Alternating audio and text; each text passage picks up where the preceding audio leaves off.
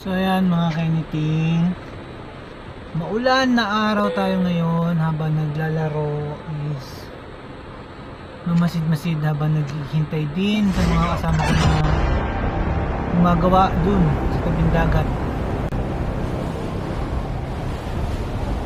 So tong araw din na to, pinasok yung bahay namin dun sa Kabalan.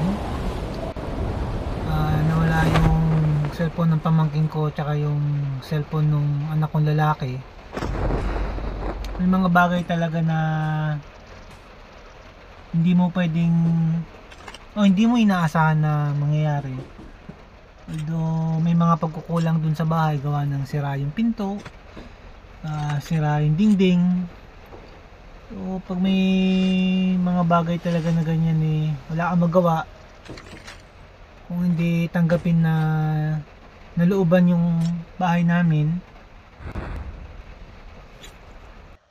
Wala naman tayong magagawa kung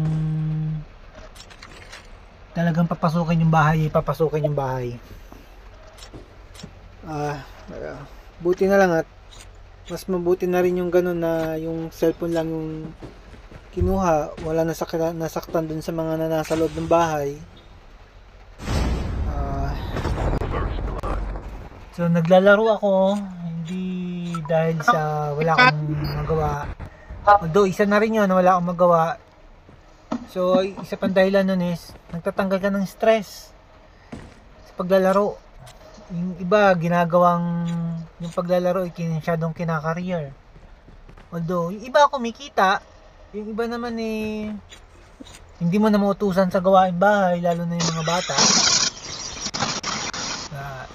Papa-legendary, papa-legend o anumang ranking yon sa laro, ang taas mo dun sa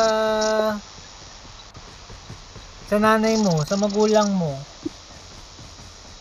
hindi ka mataas kasi nabibisit sa'yo yung nanay mo, yung magulang mo na nag-uutos sa'yo, ayaw mo kumilos. Yung paglalaro nilalagay sa lugar, hindi porket lahat ng kaibigan mo nagpapa-level up, nagpapa-ranking, ikaw kailangan ranking ka din. Hindi ganoon. Sa totoong buhay hindi lahat ng may ranking masaya. Minsan yung mga walang ranking yung nasa baba lang mas sila pa yung mas masaya. Parang kagaya ngayon lang dito sa nasa paligid ko habang naglalaro ako. Meron dito yung mga nakabike, umuulan nakabike. Kita mo yung kapote nila gawa lang sa plastic. Ni-enjoy lang nila yung sarili nila. Hindi mo alam kung talagang ini-enjoy nila o tumatakas lang sa realidad ng buhay na nagbabike ka lang para makalimot kung ano man yung pinagdadaanan nila. Pero din dito yung mga tipong walang paglagyan ng pera. Ito puro mga nakakotse. Andun nagkakape, coffee shop. Hindi mo alam kung nagkakape sila dahil masaya sila, nilalamig. Hindi natin alam kung ano yung mga pinagdadaanan natin nila sa buhay o ng bawat isa ng mga nakikita natin o nasasalamuha natin. So, i-take ko na din itong pagkakataon na to na magpasalamat sa SRC National.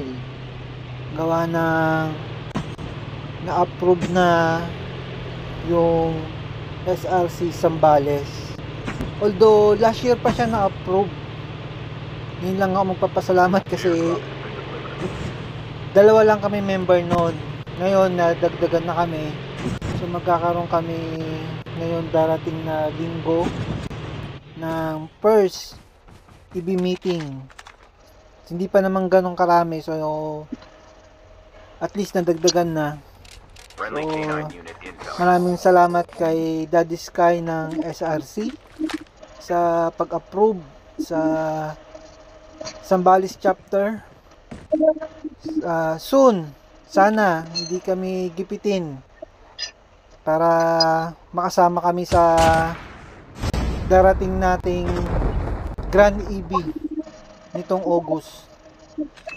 Sana lang hindi gipit para makadalo kami kahit ilang piraso lang ng Zambales chapter is makarating. Lalo na meron dito kami mga ka-member na hindi pa pag long ride ng ganong kalayo. Although Pangasinan, yan, medyo near lang dito sa Zambales area yung mga narating. Pero Grand EB this August is Bicol uli, kung di ako nagkakamali. Kaya sa mga member namin ngayon ng Zambales, sana makasama tayo sa darating na Grand EB, itong darating na August. So ingat lagi sa pagmamaneho at ride safe. Di baling defensive, mas maganda ang defensive driving kaysa sa offensive. So ang buhay hindi naman para lang din laro yan, hindi laging panalo, minsan may talo. Kaya laban lang ng laban hanggang sa manalo ng manalo. Kasi minsan kailangan mong matalo para lang ma-realize mo na hindi laging panalo ang magpapasaya sa'yo. Minsan natalo ka pero masaya ka dahil nandun yung mga kaibigan mo, kapamilya mo, yung mahal mo sa buhay, sumuporta sa'yo kahit natalo ka. Yung mga ganong bagay hindi kaya bayaran o palitan ng salapi, yung mga ganong experience o karanasan. Mayroon din naman mga karanasan na oo, kakailanganin mo yung pera para maging masaya, pero iba pa rin yung ligaya o yung saya ng pinaghirapan mo o yung wala kang ginastos, kundi yung maliit na bagay na nakatulong ka lang sa kapwa mo. Yun, malaking bagay yun, masaya yun. Mas maganda yung mga ganung bagay kasi hanggang sa kabilang buhay dala mo yun.